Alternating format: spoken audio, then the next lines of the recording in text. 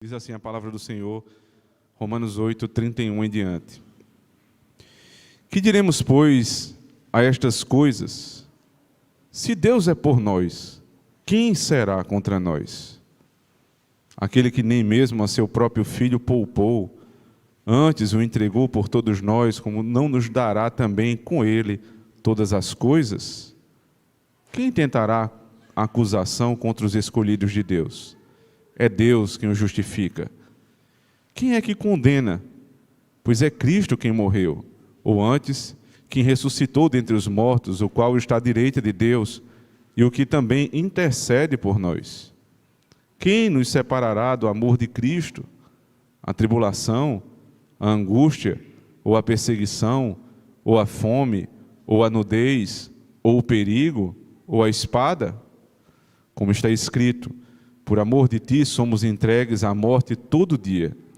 Somos reputados como ovelhas para o matadouro. Mas em todas estas coisas somos mais do que vencedores, por aquele que nos amou. Porque eu estou certo de que nem a morte, nem a vida, nem os anjos, nem os principados, nem as potestades, nem o presente, nem o porvir, nem a altura, nem a profundidade, nem alguma outra criatura nos poderá separar do amor de Deus que está em Cristo Jesus, nosso Senhor. Amém. Amém. Vamos orar. Senhor, nosso Deus, nós estamos diante da Tua palavra, que é viva, poderosa e que pode transformar a vida de todos nós esta noite. E nós sabemos que se o Senhor, utilizando-se do Teu Espírito, me encher, Senhor Deus, com a Tua palavra, este povo será abençoado. Faz isso, Senhor Deus. Faz isso por amor do Teu nome. Prepara os corações dos Teus filhos. Aquieta as nossas crianças e também as perturbações na mente dos adultos. Que tudo cesse, todas as vozes se calem, para que Cristo fale ao nosso coração esta noite. E que nós sejamos ricamente abençoados por esta palavra. É a nossa oração no poder de Cristo, nosso Senhor. Amém. Buscar manter uma boa reputação daqueles que nos cercam é algo compreensível. É lógico que nós devemos querer manter uma boa reputação diante das pessoas que estão ao nosso redor. A reputação ela deve ser construída com uma forma firme de viver, com um caráter estruturado à luz da palavra de Deus, com boas ações a respeito do nosso próximo, com uma vida íntegra. Porém, a busca por essa reputação, ela precisa ter certos limites. O manter uma boa relação com os demais e manter uma boa opinião dos outros ao meu respeito, precisa ter o limite que é não me escravizar à opinião alheia. Todos aqueles que colocam como objetivo primário na sua própria vida viver em função da opinião alheia se tornam escravos do seu semelhante. E, inevitavelmente, deixam a sua própria personalidade para viver uma outra personalidade. Acabam negando as suas opiniões, negando os seus pensamentos, a sua forma de agir, para agir sempre em conformidade com o que o outro espera, com o que o outro acha, com o que vão pensar de mim, com o que vão falar a meu respeito. E, geralmente, quando alguém vive assim, vive porque quer ter uma vida confortável, porque não quer se meter com confusão, porque não quer ter estresse. E aí a melhor forma de não se estressar com as pessoas é fazendo o que elas querem. Mas isso é de uma pobreza moral muito grande. Nós somos diferentes, irmãos. Nós enxergamos a vida diferente. Nós agimos diferente. E nós, apesar de termos uma responsabilidade com a nossa reputação, esta responsabilidade ela se dá primariamente com a nossa relação com o nosso Criador e não com o nosso próximo. Todas as vezes que eu passo a agir e pensar sempre esperando, né, naquilo que o outro vai achar de mim, eu inverto essa relação. Eu coloco o meu próximo acima do meu Criador. Porque eu, tendo receio de ter problemas com aquela pessoa, eu faço o que ela quer e me torno um escravo dela. Quando, na verdade, eu deveria estar preocupado, de fato, com o que Deus pensa a meu respeito, com a opinião que Ele tem sobre mim, com a reputação que eu tenho diante dEle. Porque se eu fizer isto, ou seja, se eu colocar as coisas na ordem correta, primeiro Deus, depois as pessoas, o que vai acontecer é que a opinião das pessoas, tendo eu uma vida íntegra com Deus, tende a ser boa. Mas é só uma tendência. Porque é possível que você, tentando manter uma vida íntegra diante de Deus, buscando andar nos caminhos de Deus, obviamente com as falhas que todos nós temos, né?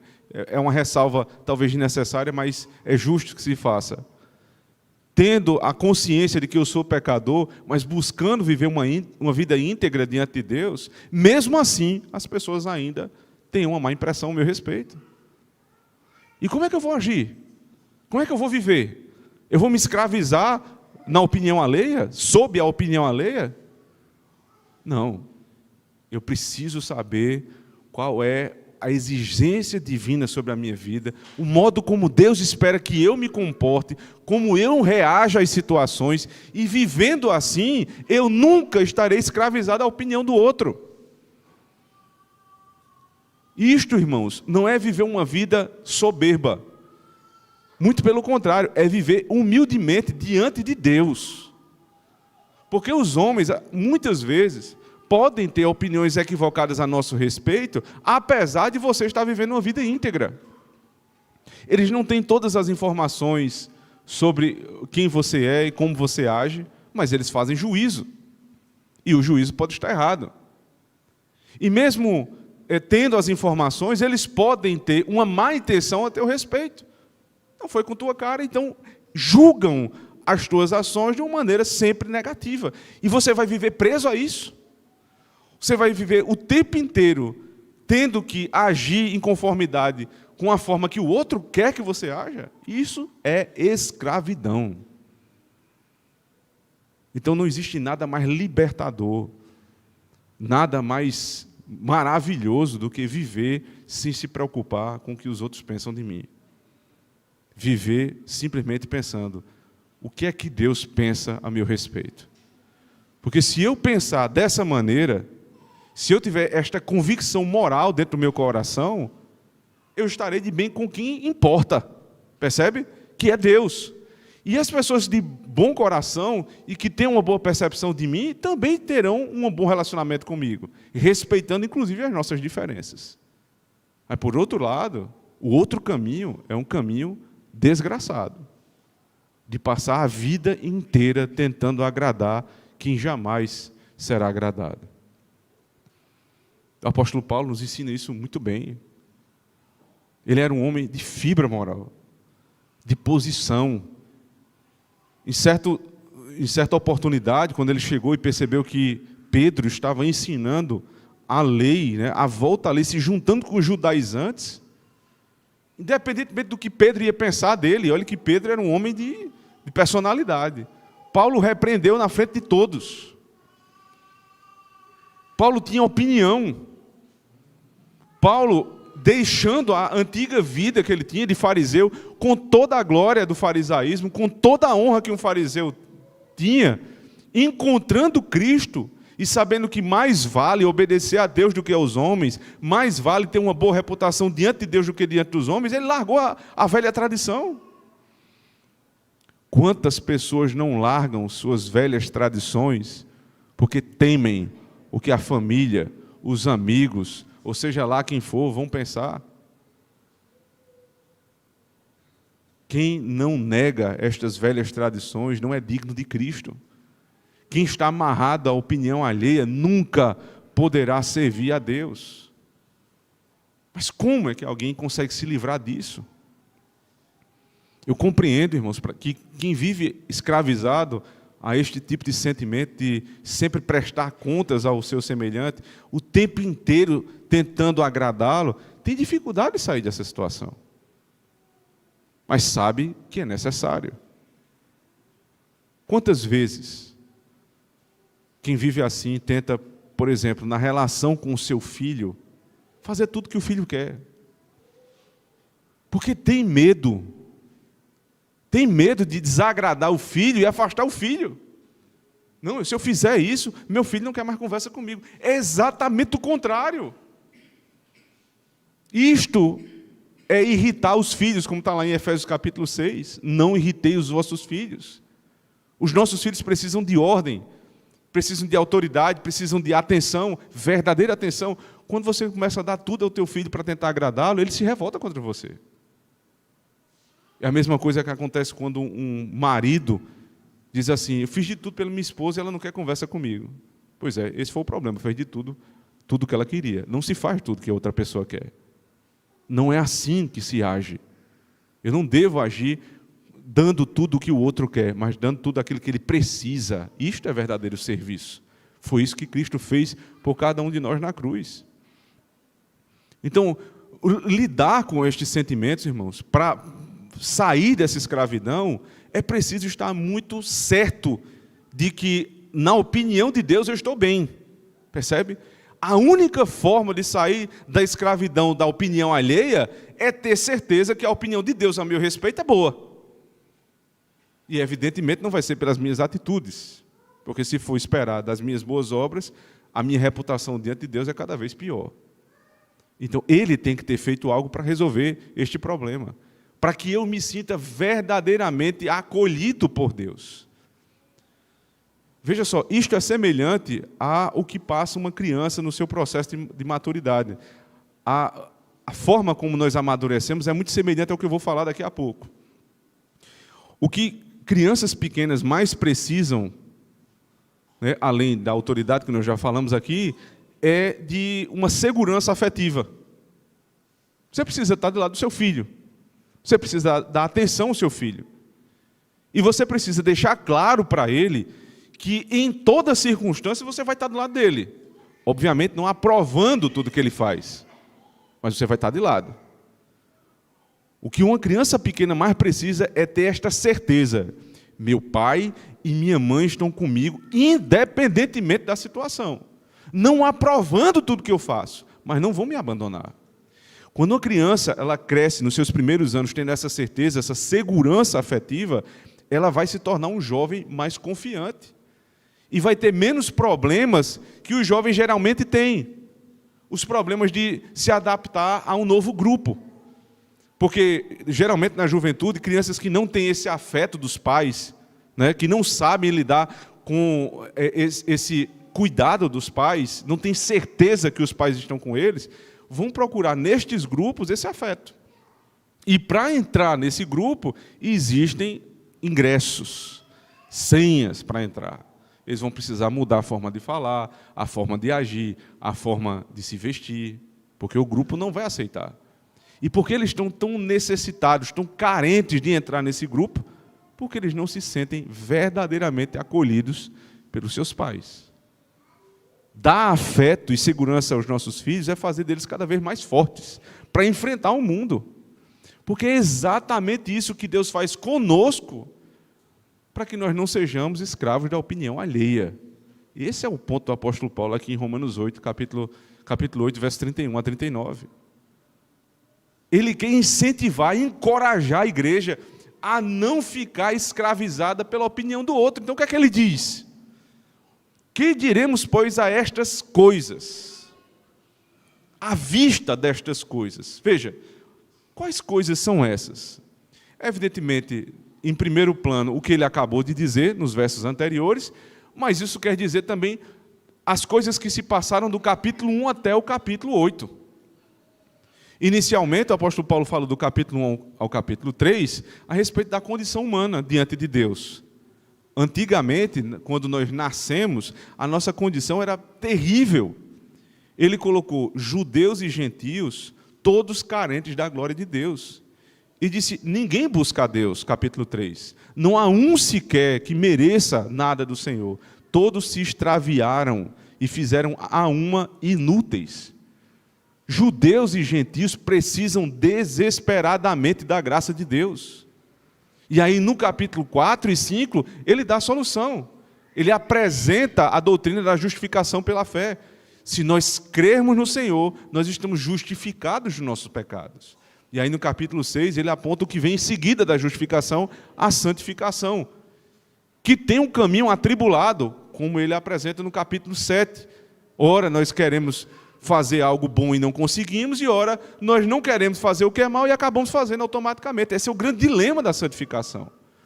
E aí, quando chega no capítulo 8, ele passa a encorajar a igreja que está atribulada com essas dificuldades na santificação, trazendo de volta a segurança da obra de Cristo. Perceba, verso 1 do capítulo 8. Portanto, agora nenhuma condenação há para os que estão em Cristo Jesus, que não andam segundo a carne, mas segundo o Espírito. Então, todo o capítulo 8 é um grande encorajamento à igreja. Lembrando que a criação geme aguardando o Redentor, nós gememos como filhos de Deus aguardando Cristo, e o Espírito geme com gemidos inexprimíveis, intercedendo por nós. Mas, ao final, ele diz no verso 28, todas as coisas contribuem para o bem daqueles que amam a Deus. Ou seja, o que Deus começou, ele vai terminar. Não temam no processo de santificação. Se Deus começou a boa obra, ele irá terminar. E todas essas dificuldades que nós passamos é para o nosso bem.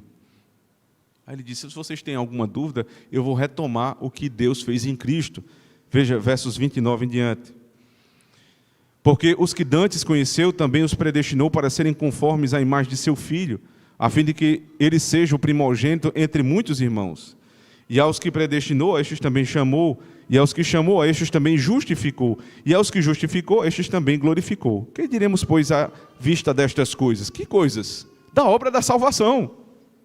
Estas coisas, do capítulo 1 ao capítulo 8, ou seja, toda a obra que ele falou, saindo da condição de inimigos de Deus e passando a ser amigos de Deus, e tendo por base o que ele fez em Cristo. Meus irmãos, aos que ele predestinou, ele chamou, ou seja, ele não apenas tomou uma decisão na eternidade, mas ele fez se cumprir essa decisão no tempo e no espaço. Ele nos chamou um dia, ele usou alguém para falar o nosso coração e nós cremos. Esse é o chamado eficaz.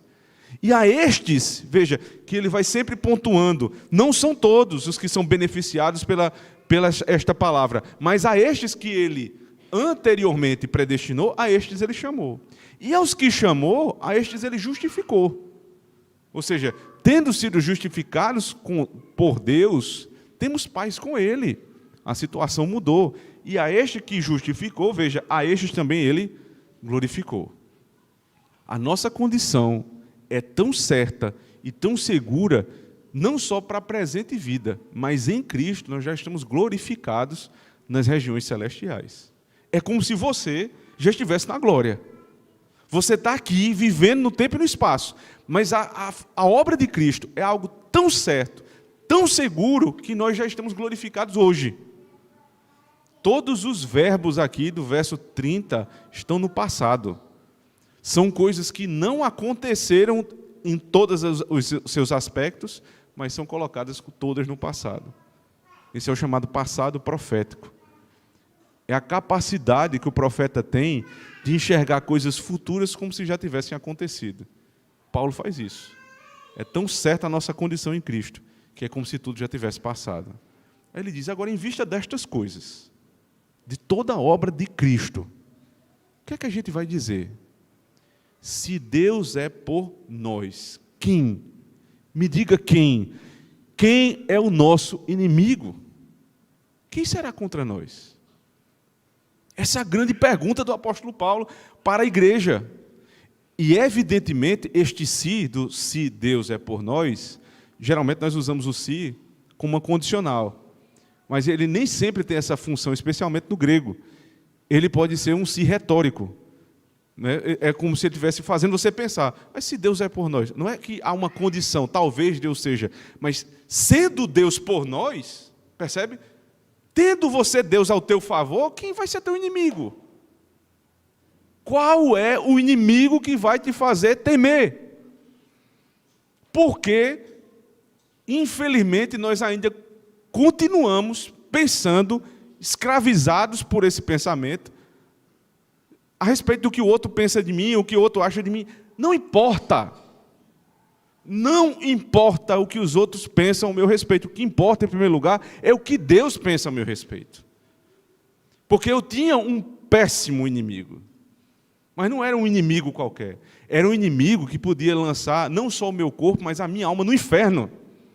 E ele iria lançar. Porque ele me conhece e sabe quem eu sou. Mas este inimigo acabou de dizer que ele me escolheu, que ele me chamou, que ele me justificou, que ele me glorificou. Então, à vista dessas coisas, o que é que tira o teu sono? Meus irmãos, o que é que tem nos preocupado? O que é que alguém pode fazer contra você se Deus é por ti? Nada. A resposta é essa: absolutamente nada. Agora perceba que esta promessa não é para todos. Ele deixa muito claro, veja na sua Bíblia, se Deus é por nós. Se Deus é por nós. Quem faz parte deste grupo? Os que foram citados no versículo anterior. Os que foram escolhidos, chamados, justificados e glorificados. Então Deus é por ti. Agora, se há alguém no nosso meio que não conheceu Cristo, aí a pergunta é outra. Se Deus é contra ti, quem será ao teu favor? As pessoas buscam, irmãos, terem segurança e confiança na amizade com o prefeito. Porque eu conheço o prefeito, nada vai acontecer comigo. Eu conheço o governador, nada vai acontecer comigo. Eu tenho dinheiro, nada vai acontecer comigo. Veja a minha conta bancária, se me dá segurança, nada vai acontecer comigo. Mas eu lhe pergunto, o que é dinheiro se Deus é teu inimigo? Quem é o prefeito da cidade perto de Deus? Ele não pode nada. Só existe um que nós devemos nos preocupar. Só tem um inimigo na vida que pode nos fazer mal. É Deus. E se você não tem em Cristo, aí você realmente está encrencado. Se tem uma pessoa que deveria ter uma boa percepção a respeito da tua reputação, é ele. Os outros não importam.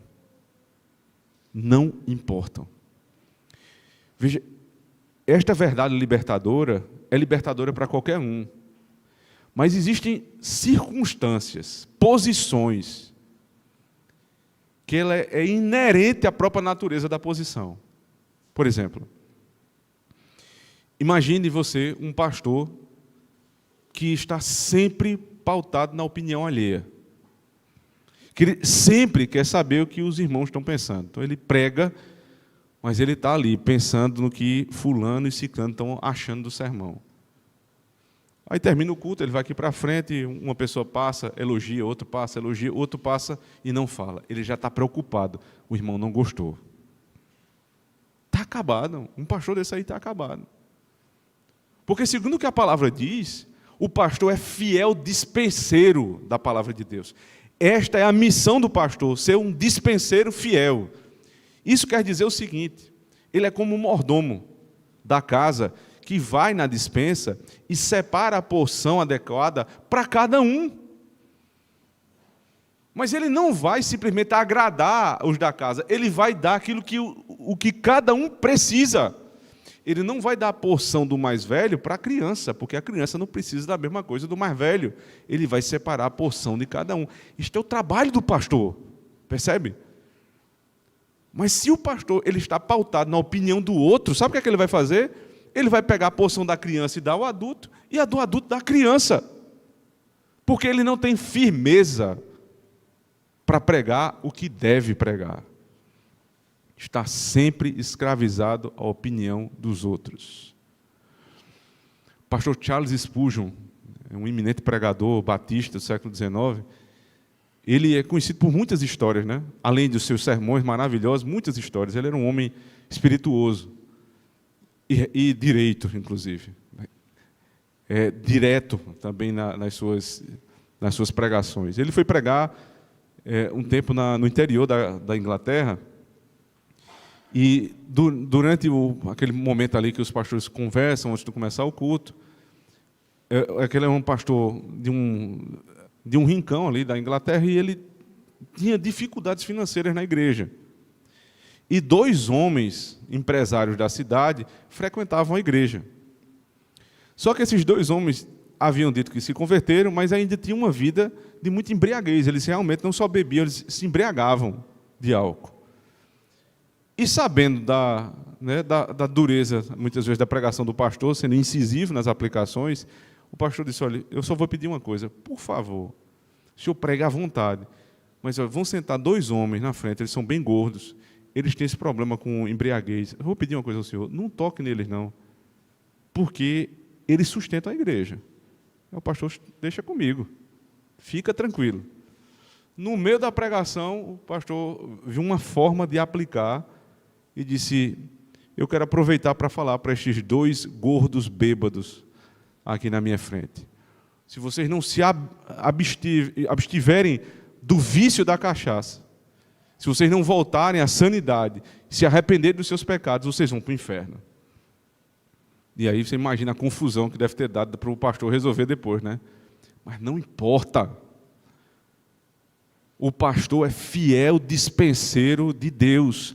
Ele tem que chegar e aplicar aquilo que precisa ser aplicado na igreja. E não se importar com a opinião de ninguém. Isso diz respeito aos pais também. Quando nós temos filhos, irmãos, nós não podemos ficar na dependência do que os filhos vão achar. É o cúmulo da loucura que a gente tem vivido hoje em dia. As pessoas frequentam igrejas, congregam em determinadas igrejas, perguntando ao filho de 6 anos. Eu vou trocar de igreja porque naquela igreja meu filho se adaptou melhor. Criança se adapta onde você colocar, meu amigo. É você que tem a incumbência e a responsabilidade de, pelas vias objetivas que Deus lhe deu, decidir qual a igreja que você vai congregar. Você e sua família, não uma criança de 6 anos. Nunca uma criança de 6 anos. Eu me lembro de ter recebido uma família que era de uma cidade do interior da Paraíba, mas vinha para Campina por um certo tempo, porque não tinha uma igreja reformada na cidade deles. Eles acabaram que depois voltaram quando abriu uma igreja reformada lá. Mas quando ele estava para decidir vir para Campina Grande, ele disse assim: pastor, conversei ontem com a minha família, eu entendi com a esposa. Ele disse: não, eu, minha esposa e meus filhos. Só que dentro dos filhos dele tinha uma criança de 11 e uma de 7. E houve votação para saber se ficariam ou não na nossa igreja. A primeira coisa que o irmão tem que aprender é que a responsabilidade da sua casa é sua. Esquece esse negócio de democracia, irmãos. Esquece isso. Dentro de casa há uma monarquia. Deus nos colocou como reis da nossa casa. E o rei precisa decidir. E está disposto, inclusive, de enfrentar a opinião adversa dos demais. E problema do que estão pensando. Porque, no final das contas, quem vai responder pelos atos da tua família é você. Então, este pensamento, irmãos, escravizador, é terrível. Isso tem acabado com muitas famílias, tem destruído igrejas, tem acabado com a nossa sociedade, porque nós estamos o tempo inteiro querendo saber o que o outro pensa de mim. Não importa o que os outros pensam de você. O que importa é, se Deus é por mim, quem será contra mim? Ninguém. Isso não quer dizer que não vão se levantar. Isso quer dizer que, se levantarem, vão cair. Todo aquele que se levanta diante de alguém que está protegido pelo Senhor, andando de maneira íntegra com o Senhor, não tem que temer. E por que isto é tão verdadeiro? Veja, o apóstolo Paulo traz 3 argumentos muito fortes com 3 perguntas que ele faz em seguida. Verso 32, acompanhe comigo. aquele que nem mesmo a seu filho, seu próprio filho poupou, antes o entregou por todos nós, como não nos dará também com ele todas as coisas? O primeiro argumento é o seguinte: você está com alguma dúvida que Deus é por ti? Ele deu o filho dele. Você percebe? Ele te deu o filho, o único filho que ele tinha. Ele deu para morrer no teu lugar. Este é um argumento, né, que os rabinos chamam que é do maior para o menor. Era muito comum, né, os rabinos judeus utilizarem esse tipo de artifício. Jesus fazia isso. Mateus capítulo 5, no Sermão do Monte, nosso Senhor Jesus Cristo estava pregando, e ele disse assim: homens de pequena fé, vocês não veem que os lírios do campo não trabalham nem fiam, e ninguém nunca se vestiu com a glória que eles têm? Veja, se os lírios do campo se vestem assim, vai faltar roupa para vocês? Se eu dou ao menor, por que eu não daria ao maior? Percebe? Ele diz ainda: se eu dei a vida, eu não vou sustentar a vida? Se eu te dei a vida, eu não vou te dar o pão. Eu te dei o que é maior, eu não vou te dar o que é menor. Não faz sentido. Este mesmo princípio está sendo trazido para cá. Se Deus nos deu o Filho dele, Ele vai nos negar alguma outra coisa? Ele vai deixar alguém se levantar para destruir os filhos dele? Se Ele deu o Filho por nós, não faz sentido. Primeiro argumento: a nossa segurança se encontra em Cristo, porque Cristo nos foi dado, sendo Ele o único Filho de Deus Pai. É uma certeza muito forte, um argumento muito forte do apóstolo Paulo. Em seguida, ele vem no verso 33 com a segunda pergunta, observe: quem tentará a acusação contra os escolhidos de Deus? É Deus quem os justifica. Não é que não vão tentar te acusar de alguma coisa. Você imagina quantas vezes nós somos acusados de inúmeras coisas? Só que, qual é o meu sentimento a esse respeito? Não importa. Está me acusando de quê? Cristo me justifica. Toda vez que uma acusação foi feita, Cristo me justifica. Evidentemente que nós estamos tratando aqui sobre acusações que são relativas a pecados que foram tratados. Percebe? Não é assim, não é que toda acusação que for feita contra você, ela é invalidada. Mas é que a acusação que poderia te condenar não funciona. E não funciona não é porque não é verdadeira. Satanás é o acusador, e para acusar qualquer coisa contra mim, ele não precisa fazer muito esforço, não, é só dizer a verdade. Se Satanás disser a verdade é o meu respeito, eu estou perdido. Só que a questão é o seguinte: toda vez que ele me acusa, e usando das verdades que ele sabe a meu respeito, existe ao lado do Pai alguém que diz: eu paguei a conta. A grande diferença é essa: Cristo nos justifica, porque Ele tomou para si a nossa culpa e a justiça dele foi imputada a cada um de nós.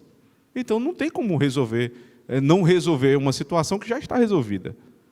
Toda acusação contra os crentes é invalidada pela obra de Cristo. Terceiro argumento que é utilizado pelo apóstolo Paulo, verso 34. Quem é que condena?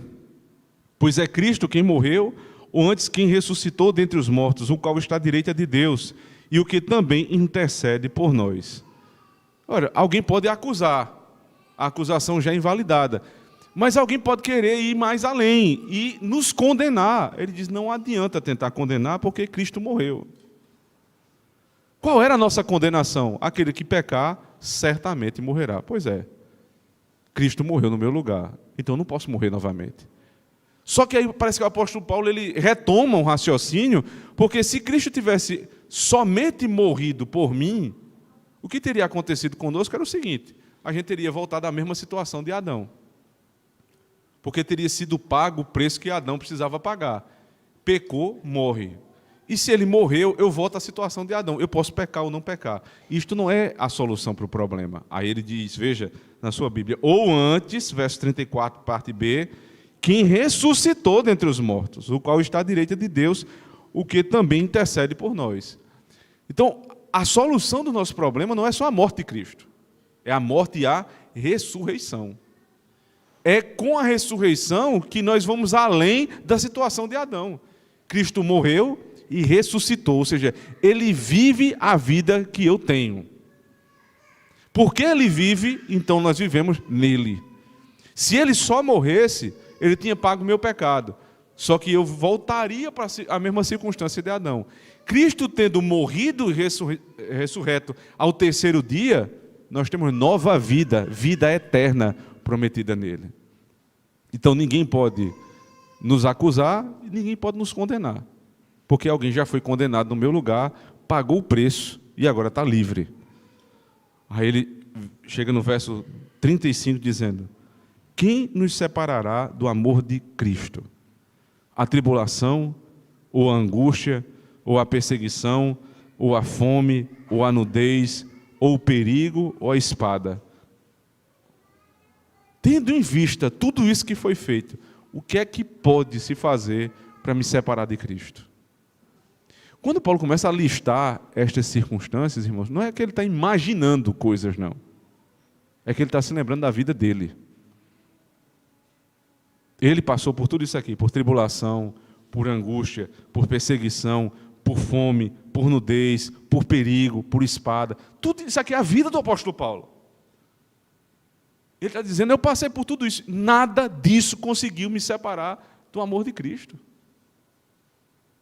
Perder bens, perder poder, perder amizade, perder a reputação diante dos homens, isso não vale nada. Não nos separa do amor de Deus. O que ele está dizendo é o seguinte: nada disso me abalou. Se me perseguiram, problema de quem me perseguiu. Porque eu tenho Deus ao meu favor. E isto não me separa. Só tem uma coisa, irmãos, que nos separa de Cristo. Só uma. É o pecado.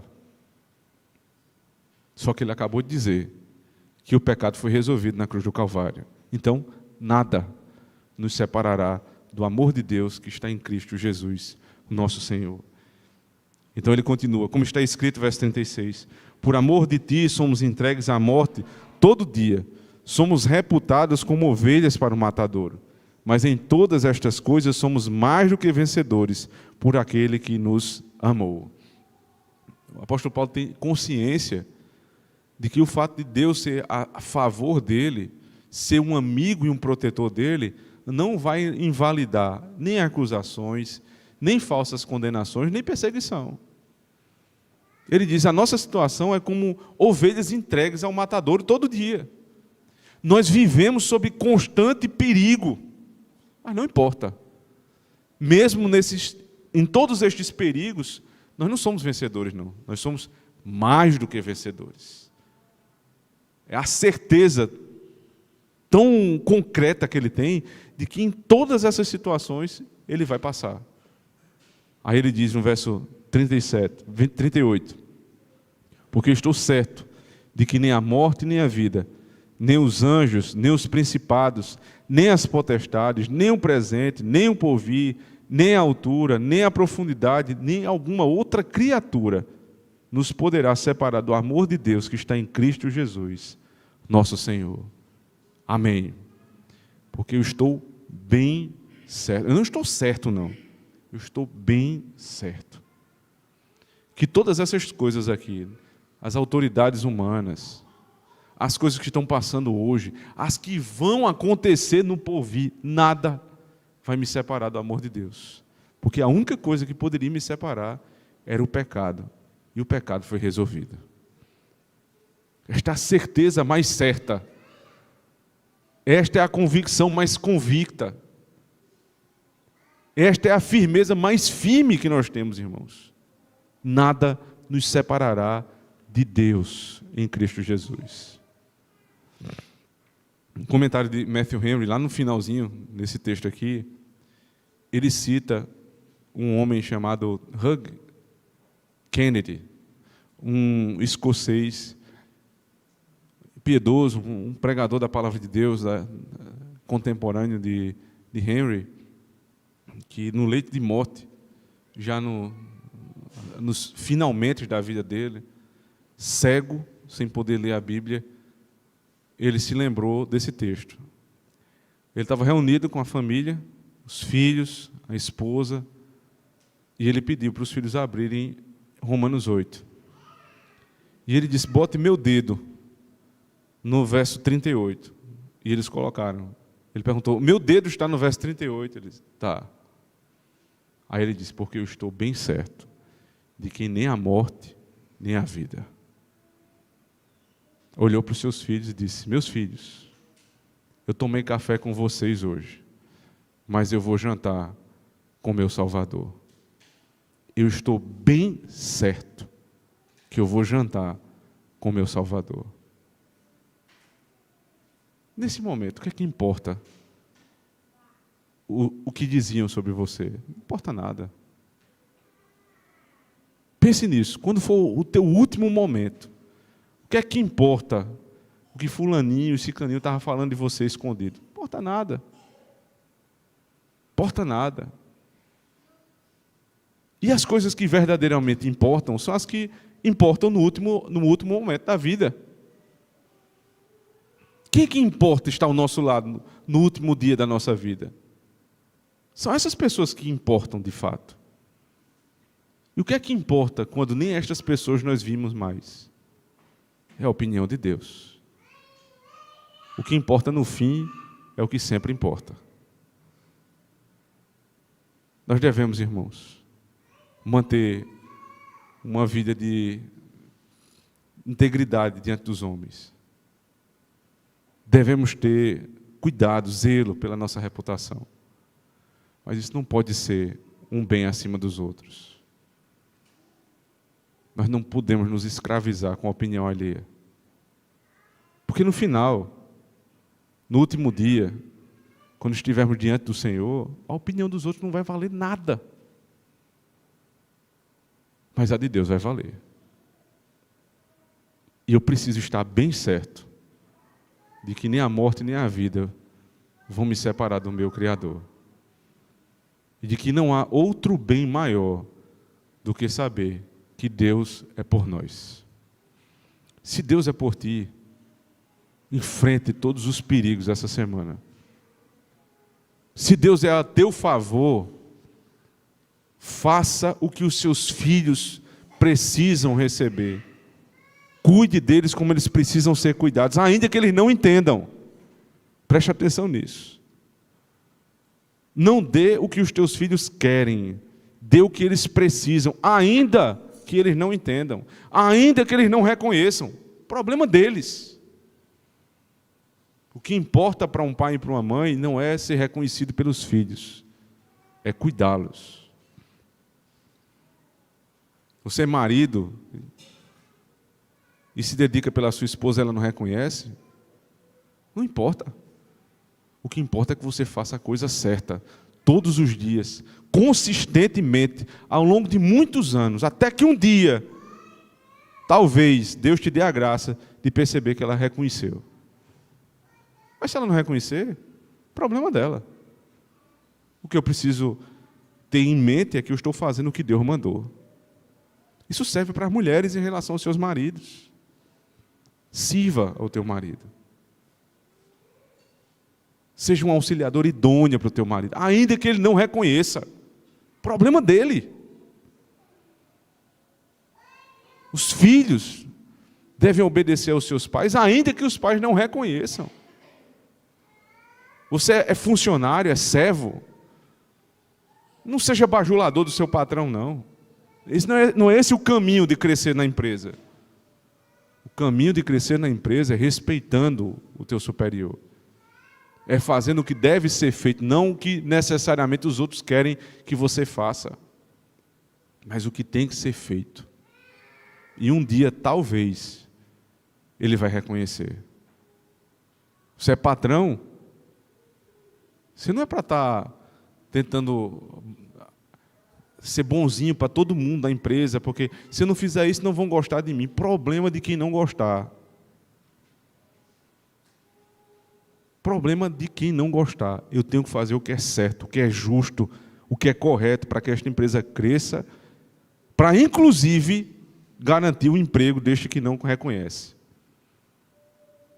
Irmão, se nós tivéssemos essa fibra moral, essa firmeza de fazer o que tem que ser feito, apesar de não ser compreendido, perceba, todas as relações iriam mudar. A relação do marido com a esposa, da esposa com o marido, do pai com os filhos com os pais, do patrão com o empregado, do empregado com o patrão. Você imagina como o mundo mudaria? Esse é o caminho que é proposto. Se Deus é por nós, quem será contra nós? Ou seja, se eu tenho boa reputação diante de Deus, agora eu vou fazer o que é certo, independente da opinião alheia. O outro caminho é o que geralmente todo mundo segue. Eu não vou dizer o que eu tenho que dizer para não machucar, para não fulaninho não ficar chateadinho comigo. Eu não vou tratar o que tem que ser tratado. Eu vou fazer vista grossa com os problemas da minha casa. O pastor faz vista grossa com os problemas da igreja e assim por diante. E o que é que nós temos? Nós temos uma grande vida de Instagram. Uma grande mentira sendo vivida. Ninguém toca nos problemas, porque sabe que se tocar, vai ter desconforto. Mas este caminho é um caminho que Deus desaprova e vai ter muitas consequências. Lembre-se, se Deus é por mim, quem será contra mim? O maior problema foi resolvido. A opinião mais importante eu já tenho a meu favor. Agora, o que eu tenho que fazer com isso é o que é certo, apesar da má compreensão alheia. Que Deus nos ajude, irmãos, que nós tenhamos essa firmeza na fé para fazer o que é certo, apesar das más compreensões. Amém. Oremos ao Senhor. Nós damos graças a Ti, ó Deus, santo e amado, pela bênção que o Senhor nos dá esta noite, de ouvirmos a Tua palavra, de sermos edificados por ela. Que o Senhor seja glorificado, Senhor Deus, pelas nossas vidas. Que nós possamos, Senhor Deus, tendo a certeza que o maior dos problemas foi resolvido, ter firmeza para fazer o que o Senhor nos manda. Não sermos jamais escravizados pela opinião do outro, mas sempre buscando fazer a Tua vontade. E assim, Senhor Deus, lembrando sempre que mais vale o que o Senhor pensa a nosso respeito do que os outros pensam, faremos muitos bens àqueles que nos rodeiam. Muitos benefícios serão angariados, Senhor Deus, com a firmeza moral do Teu povo. Ajuda-nos, ó Senhor, em Cristo nós Te pedimos. Amém.